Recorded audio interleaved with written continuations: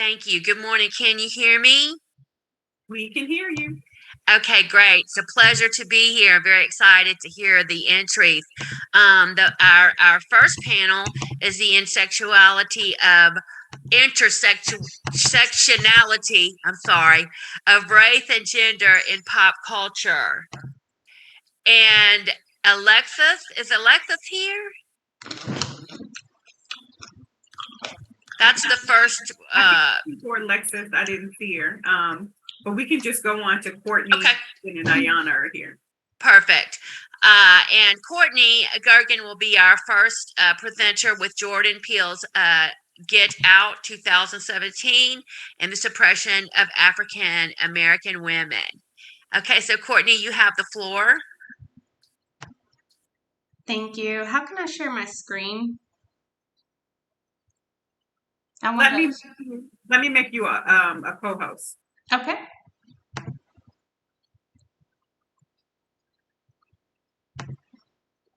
Are you able to share now? Let's see. Where do I click? Because I just see like participants, questions, chat. Oh, I see share screen. There we go. Excellent. We can see it. Great. Okay, so my name is Courtney Gergen. I am a senior at the University of Houston downtown. My major is English, and I'm here to present my paper on Jordan Peele's Get Out 2017 Suppression of African American Women. So background, there is a spoiler alert, so if you haven't seen the film, I'm sorry. I first was presented this film in the fall of 2022, and I was taking gender studies and literature, alien invasion, fiction and film, and advanced postcolonial studies when I was presented this film. Taking these classes together helped me develop an idea on what I wanted to base on this film for my gender and studies literature class. So, as a question of reflection, I want you to imagine you're a CEO at a major corporation and you need to make accommodations at work between race and gender. You choose a white woman to represent gender and African American man for race. Were you able to fully accommodate? So, intersectionality is often overlooked in works of art, film, and literature. Intersectionality is a category of race, class, gender, and it often overlaps interdependent forms of discrimination. In the film Get Out, the story is based on African Americans, primarily men, being abducted and experimented on by upper-class white people due to their negrophilia. Negrophilia is a form of love or sympathy for Black people and their culture. The upper-class white people developed this love from bias that African American DNA is more genetically advanced for sports, strength, and even sexualization. Jordan Peele, an African American male director and writer of the movie, writes the film in the perspective of African American families and what problems they may face within their daily routines. While the film Get Out tries to promote negrophilia from a privileged white household's view on the image of African American men within the film, it does eliminate any interest of importance for African American women by rejecting racial inclusiveness, racial inclusion, gender inclusive language, and inclusive education. So, racial inclusiveness in a group identified by race, nationality, and ethnicity. Racially inclusive person would include someone from a different background without leaving any marginalization. This issue is still presented in film and media, and often it's hard to educate people about the intersectionalities between the race and gender. For example, Jason Zinoman, an American male critic for the New York Times, wrote an article on how Jordan Peele may be a terrifying monster of racism. Zinoman's article focuses on race and white women's privilege as a central issue in Jordan Peele's film. Unfortunately, Zinnemann does not create a view on intersectionality and only classifies the two topics separately. He acknowledges that the neglect of racial relations as a real race monster. However, he could not link that African American women were secluded. In general, Zinnemann only mentioned that women are underrepresented, and he only considers it as a touchy subject and returns to critiquing the way we talk about race seems to be broken. So, the lack of racial inclusiveness in the film Get Out. African American women are abstractly invisible, and it's hard for African American women to find their role inside film or media. African American Policy Forum, AAPF, introduces a campaign for African American females whose names were never presented in media. This group was introduced as the Say Her Name movement in 2014. So, racial inclusiveness, the campaign that was represented as gender specific police violence on African American women, which media declined speaking about, was also mentioned in a TED Talk by Kimberly Crenshaw, a pioneer scholar and feminist activist writer. She states the urgency of intersectionality as she distinguishes the issue of what African American females in media face.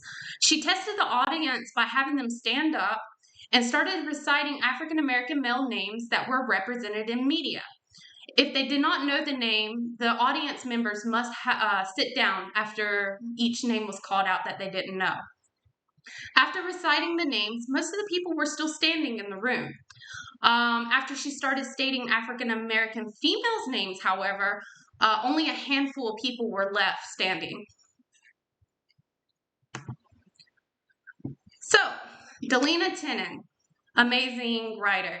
I read her paper on her thesis investigating racial and sexual violence, and it included that she had the same experience while watching the film Get Out.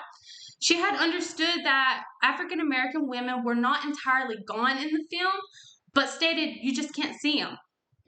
Tenen argues that Get Out is an articulation of a continuation of slavery, but in postmodern times. She also feels the absence of African American females with the unresolved situation of race, gender, and representation. So, within my personal experience while watching the film as a white female perspective, there seemed to be nothing out of the ordinary except for a unique and creative story that Jordan Peele presented to us. However, after reading Tenen's article and rewatching the film and putting my body into her perspective, there was a realization that African American women were invisible in the film. Tenen felt like she was missing, and she saw that African American women appeared on screen, but their presence was muted by muted inside the film, and pursued only analysis of race and at the expense of gender. This left her questioning, where is my story? So, just to touch base on gender inclusive language inside the film, there was a quote by one of the characters that stated, I do not know if it was the hypnosis that makes you a slave or what, but they already got 2 brothers that we know of, and who knows how many more there could be. Later in the movie, we do experience some moments where African American females were rejected in the film. So far, we know that upper-class white people had kidnapped 3 African-American males and 1 African-American female. One of the African-American males, Chris, who is the main character of the story, was one of those who were kidnapped. Chris's friend, Rod, who is also an African-American male, goes to the police station during his disappearance. When knowing that multiple people have been kidnapped, Rod only mentions brothers, which refers to only men being abducted. However, Georgina, an African-American woman, was not included. And therefore, we are going to Georgina's story, where Georgina, being the main African American female actress, was silently pushed aside within the film. During the party where we are introduced to the upper white classes family, Georgina was to serve the guests that came. However, we barely see her introduced. Chris, who was speaking to another kidnapped African American male, stated that it's good to see another brother around here. So this is another form of gender inclusive language where Georgina is being left out of the film. So before going into my next slide, I just want to show us this quick clip to give you a general idea of what I want to explain to you. Oh man. It begins. Are you ready for this? I'm not. So here is the groundskeeper. He's greeting the guests as they come out the car.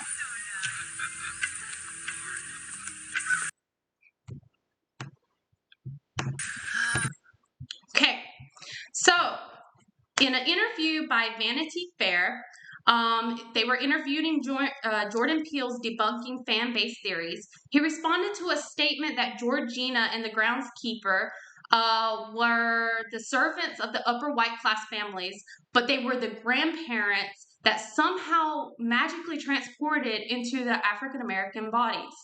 To get a little bit of background story on the movie, so the African American people were being kidnapped, and the upper class white people wanted to transport their soul, their minds, and bodies inside the African American people due to their love or their necrophilia for African American people by strength, sexualization, or just plain coolness that was stated inside the film.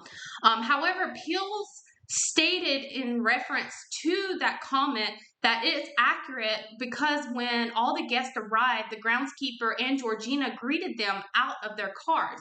Rarely would a housekeeper greet guests, but because they are the grandparents, it is their party and they were greeting.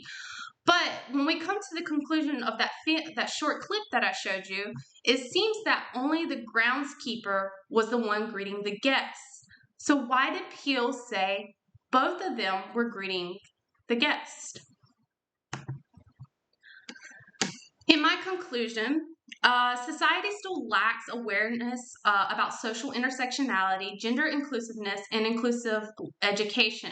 Jordan Peele's film Get Out 2017 creates an invisible role for African American women in his movie.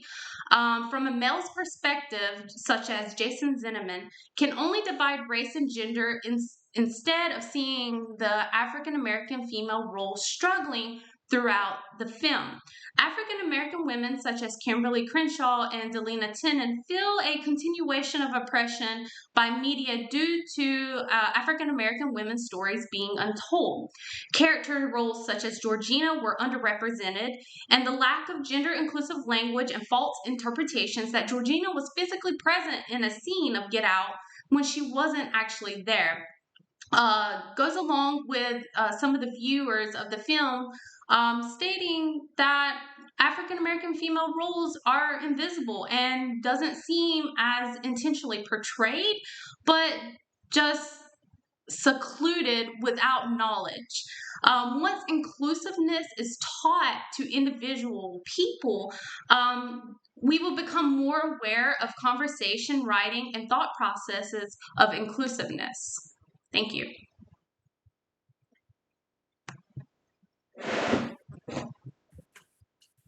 Thank you. Excellent. Okay, moving on. Excuse me just a moment.